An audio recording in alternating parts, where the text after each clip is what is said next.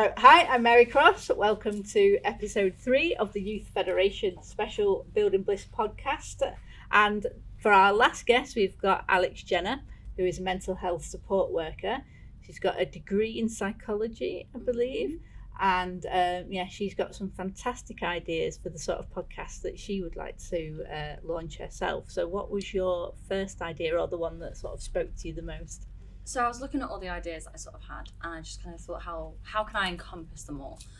And I just kind of thought, well, it's the evolution of you, like growing up, deciding that actually I don't agree with that anymore, or I want to change how I do this, or I want to get into this, I want to learn something new, and just this sort of joy of figuring out who you are, what you want to do, where you want to go, and how that it's okay to change your mind and just sort of learn as you go along.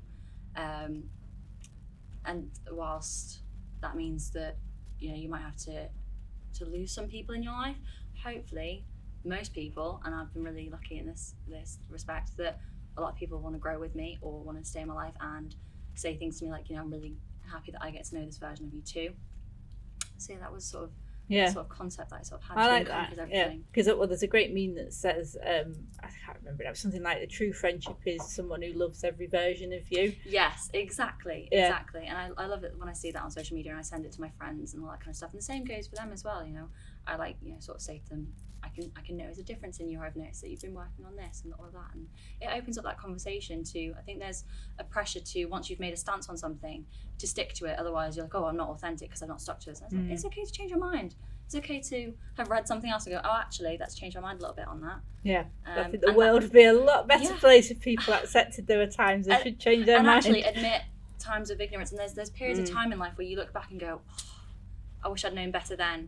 And it's an element of not looking back on yourself negatively, but holding yourself with self-love and compassion, and realising that you were doing the best that you could at the time with the information you had at the time, knowledge you had at the time. And it's okay to sort of not agree with that version of yourself anymore, and to have grown from that place. And that's actually the biggest thing. It's the growth, and also that, okay, here's where I am now, where do we go from here? Yeah, I think that's great. And I think, like you say, especially as young people, we get very wedded to a particular idea or a tribe or even a fashion sense, to be frivolous about it, and then think, oh, well, I can't change now because everybody knows me this. I in myself, I would say that because I was known as a drinker. I always call myself Fun Time Bobby from Friends. Oh, so yeah, I was 2 drinks Alex, like 1 in each hand. Yeah, but then you're like, oh, well, everybody knows me as that now. So then it's a big shift for people to relearn how they know you, isn't it? 100% that shift. Like, we were talking earlier about the shift from choosing to drink to choosing to go alcohol free, and sort of enjoying that, and the sort of the reasons behind that and all that kind of stuff. Yeah. So how would you bring in elements of your psychology training into your podcast, do you think? Oh, definitely. Yeah, there's sort of encompassing the whole side of it, of the, the holistic therapies, the mindfulness, the science, psychological based therapies.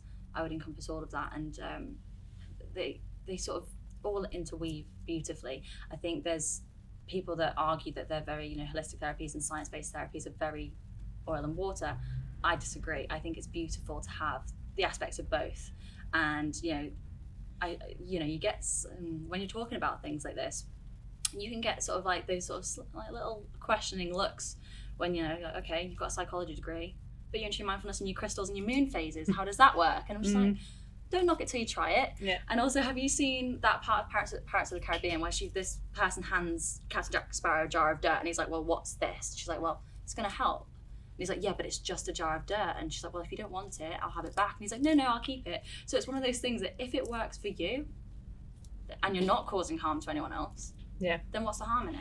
And I love the beauty and freedom of not being so strictly regimented in my view or opinion of one thing in particular, that I get to enjoy elements of all sorts of things. I think that's a much better way to live. Definitely. Well, I've found on my own healing journey that I've gone well into one particular thing, and then all of a sudden I'll find myself almost being repelled by it, but it did the job for that phase of life. And so that fits in lovely with your, well, I've got to this part, I've grown, and now what's the next phase? Exactly. And there's that element of, depending on what it is, what the context is of getting into something. For example, when I was trying to eat more plant-based, and I sort of came into contact with people who were so regimented that they were actually very unwelcoming. Or, you know, for example, I made a meal and sort of said, what do you guys think of this? And they absolutely slated it online. And I was like, do you know what? This is why people aren't vegan. yeah. Vegans do have a bit of a bad reputation. It's a bit of balance. It's also, you know, being nice to other people. I don't understand how some people, there's that element of gatekeeping as well, of like, oh, I'm so into this, and that element of gatekeeping, like, if I share it with you, you might ruin it. And it's like, well, this is these are the kind of things that I sort of want to sort of tackle in the world, and sort of would probably bring to a podcast of like the beauty of sharing all of these elements. Yeah, and I think we need that, because the online space, as you said, can be so unwelcoming, and I guess very judgy. Yeah, I'm not going to ask your age, but I'm going to guess that you grew up probably always having the internet. Is that?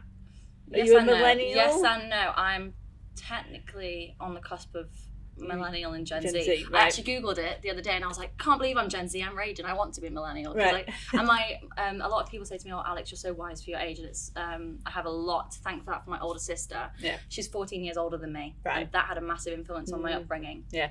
In terms of, I was around her when she was, you know, I grew up sort of, you know, her looking after me, babysitting when mum and dad needed someone to. And so I was always around, and very much older sibling.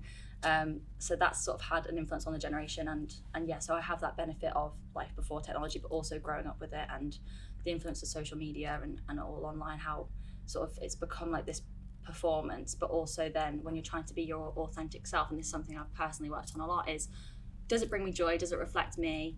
Does it make me happy? Yeah. And do I want to sort of post it on my profile? It's my profile.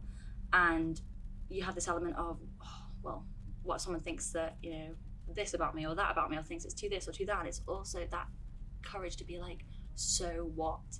This element of, what if somebody thinks it's cringy? What if somebody thinks it's too this or too that or the other? So what? It's not going to matter. And you don't even, most of them you don't even really know. Exactly. And it's like, does it bring you joy? Yeah. And I think that's a really positive way of looking at it. Because it's hard. It's so hard. Don't get me wrong. I still have this thing of like, oh, I should go back and delete that. I should go back and delete that. And I'm like, no, Alex, put the phone down. It's your social space, and it's a part of, you know, it's something that you've curated, and, you know, it's something that brought you a lot of, you know, joy, either making or taking pictures of, whether it's been a day trip or I have this notes section on my phone for ages where I've just put little anecdotes of my life throughout years of time. Yeah. And reading back through them is really cathartic, to look at where I was, where I've been, all these different mindsets, and then I've collated them together and started writing a book, and then like in little square brackets put present day annotations on it of like, okay, I've grown a little bit since then, and here's what I think on this subject now.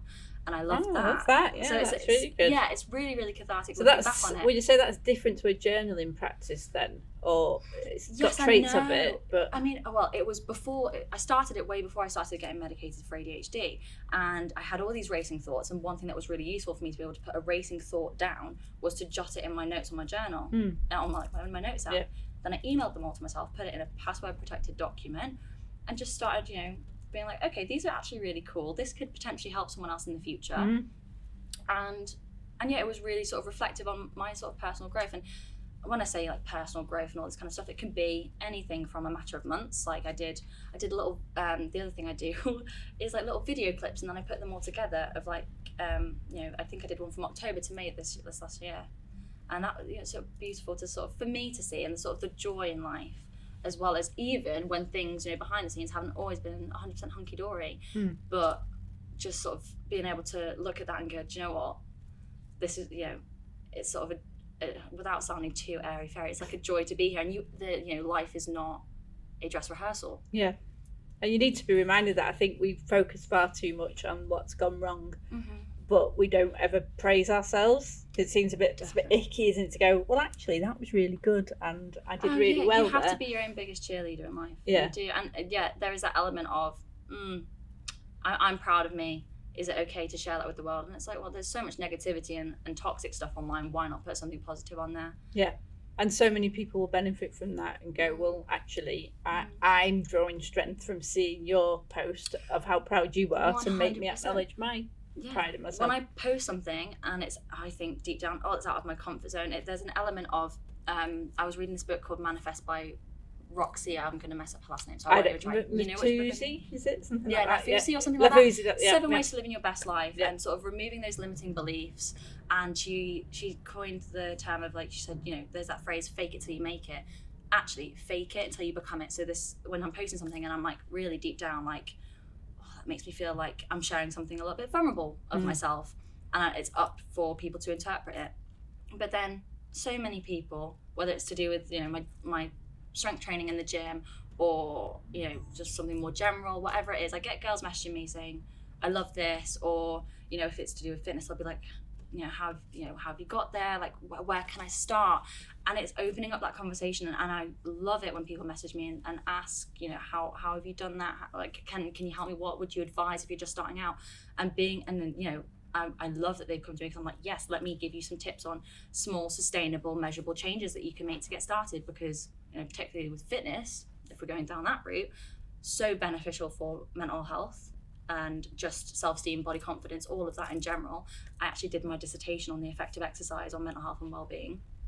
And then, but, you know, people have that tendency to go, oh, they're doing that, so I'm going to do absolutely every single one of the things they're doing right now, starting tomorrow, and not even slowly. So one of the things I go is, do not do everything whole hog straight away. Make small, measurable changes that you can realistically make, because then it'll be sustainable for you. And the other thing that I do, which is, you know, I think we were talking earlier about the dangers of social media being, you know, you can fall into that trap of it's not one size fits all, it's what works for you. And don't get me wrong, I think plans are great. I've had PT in the past before. My old PT, Jen, was fabulous. She taught me so much that I've then carried with me. But then there's an element of, you know, making sure that it's sustainable for you, and it's not going, that it's healthy and functional for you, because you do have those, you know, other influencers and things online where they say, you know, this is the Bible, and if you don't do it this way, you're going to fail. Absolute rubbish. So it's one of those where I'm just like, you know, don't do everything someone's doing just because you saw it online. Do what works for you, because then it's going to be enjoyable, and then you're going to stick to it.